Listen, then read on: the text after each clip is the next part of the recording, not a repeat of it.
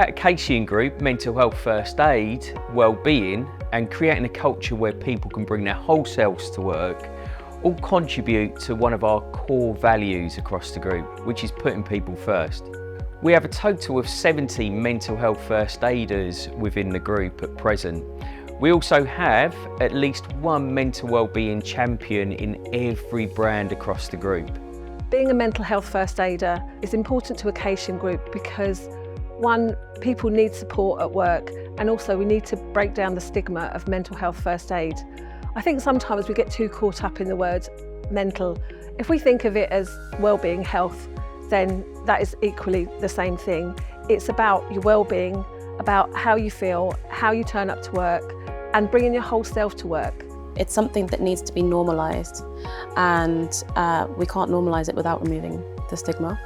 And it needs to be okay to just not be okay, which I know sounds really cliche, but I think without having these, I wouldn't say difficult, but uncomfortable conversations, because nobody really wants to bear their feelings.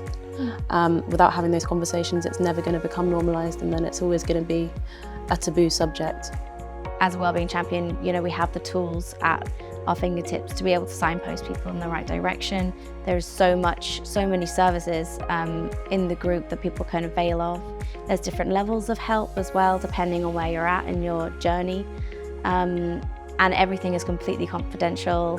I think it's really good that within the company we've got mental health first aiders that are male, and some people can look out, and maybe some people might feel more comfortable talking to a man about their mental health, some might not, and that's totally fine. And I think the company's done quite a lot in terms of men's mental health, so I think it's really, really good and positive in terms of the steps we've taken so far.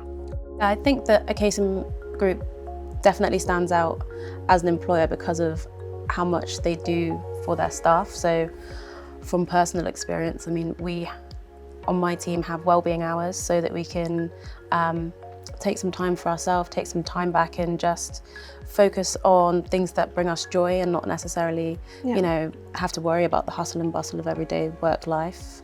We have virtual lunches. We're remote anyway, so it makes sense that we can all kind of get together and just kind of have that check-in time, I suppose, even virtually. And yeah, I think it's something that not many employers focus on as much as we do. I definitely haven't seen it, even when I talk to friends and stuff outside of work, they say, you have what and you're able to do what? So I definitely think it sets us apart.